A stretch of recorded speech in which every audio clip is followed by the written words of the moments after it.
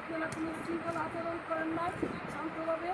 আমি আপনাদেরই সন্তান, আপনাদেরই মেয়ে। আপনারা আমার প্রতি যে শ্রদ্ধা, ভালোবাসার সম্মান দেখিয়েছেন, আমি আজীবন আপনাদের এই ভালোবাসার শ্রদ্ধা সম্মান মনে রাখবো। আমার এলাকাবাসী জানেন যে আমি আগে আমার চিন্তার সন্তান। আমার বাবার সামনে রাজনীতি করেছে, জনমতের উদ্যোগে রাজনীতি করেছে। আমি আলী আহমদ চিন্তার সন্তান। আমার যদি অপরাধ হয়ে থাকে জয় বাংলা, জয় বঙ্গবন্ধু বলার কারণে, তাহলে আমি সেই অপরাধী হতে চাই। এই জন্য যদি আমার বিচার হয় তাহলে বিচার হবে। কিন্তু নারায়ণগঞ্জ শহরে 21 বছর আপনাদেরকে আমি সেবা দিয়েছি। কোনোদিন কেউ বলতে পারবেন না যে আমি কখনো প্রতিহিংসা পরায়ণ হয়ে অন্য কোনো দলের প্রতি আঘাত করেছি অথবা কাউকে আমি কোনো ধরনের বৈষম্য আচরণ করেছি। জনমতের উঠে উঠে নিজের দলের তারপরে মানুষের কল্যাণে কাজ করার চেষ্টা করেছি।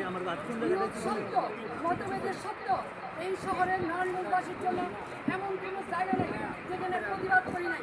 কৌকি হত্যা সহ সকল হত্যাকাণ্ডে যখন নারায়ণগঞ্জবাসী একদম চুপ ছিল, কেউ কোনো কথা বলে নাই, তখন আইবি আওয়াজ তুলেছে। এই শহরের মানুষকে কথা বলা শিখিয়েছে, অন্যায়ের বিরুদ্ধে প্রতিবাদ করা শিখিয়েছে। আজকে সেই আইবিকে কিসের জুলুমে, কিসের কারণে, কী কারণে এদের গ্রেপ্তার করা হচ্ছে আমি জানি না। কিন্তু যেহেতু আমাকে গ্রেপ্তার করা হচ্ছে, আমি নারায়ণগঞ্জবাসীর কাছে একটাই অনুরোধ করবো, আপনারা যেভাবে আমার পাশে ছিলেন, আমার পরিবারের পাশে ছিলেন, আমার পাশে থাকবেন। আপনারা সকলেই জানেন 1 মাস হয়নি আমার ছোটো ভাই, অত্যন্ত আদরের ছোটো ভাই মোহাম্মদ আলী রাজা রিপনকে আমরা হারিয়েছি। আর সেই ভাইয়ের সুখ এখনো বুঝতে পারি নাই। 3টা ছোট ছোট বাচ্চা, নাবালক বাচ্চা, তার মাঝখান দিয়ে আমাকে এইভাবে অ্যারেস্ট করা হলো, যেখানে আমার বড় ভাই নাই, বোন নাই, আমি সবার বড়। 3টা ছোট ছোট বাচ্চা এবং 1 মাস হয়নি আমার ভাই মারা গেছে এবং ওদের মা মারা গেছে। 4 বছর আগে ওদের মা মারা গেছে। এইরকম এই অবস্থায় কী কারণে? আমি কি ছোটবাস, আমি কি হত্যা করেছি, আমি কি চাঁদাবাজি করেছি, আমি কি নারায়ণগঞ্জ শহরে এমন কোনো রেকর্ড আমার আছে যে আমি কোনোদিন কোনো বিরোধী দলকে আঘাত করেছি?